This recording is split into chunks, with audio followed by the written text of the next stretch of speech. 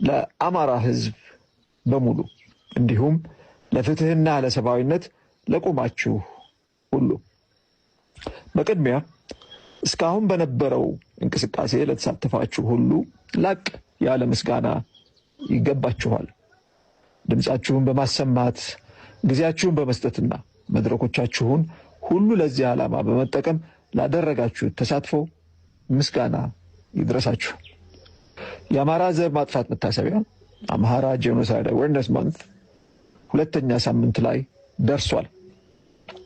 በዚህ ሳምንት ትኩረታችን በህዝባችን ላይ የታወጀው ጦርነት እያስከተለ ባለው አውዳሚ ሰብአዊ፣ ማህበራዊና ኢኮኖሚያዊ ቀውስ ላይ ይሆናል። በመጪዎቹ 2 ሳምንታት የሚከናወኑት ዋና ተግባራት የሚከተሉት ናቸው።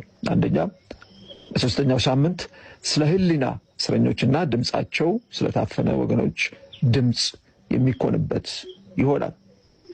ሁለተኛ፣ በአራተኛው ሳምንት የአማራን የህልውና ደህንነት ለማረጋገጥ ሊሰሩ የሚገባቸው ቀጣይ ስራዎች ላይ ትኩረት ይደረጋል።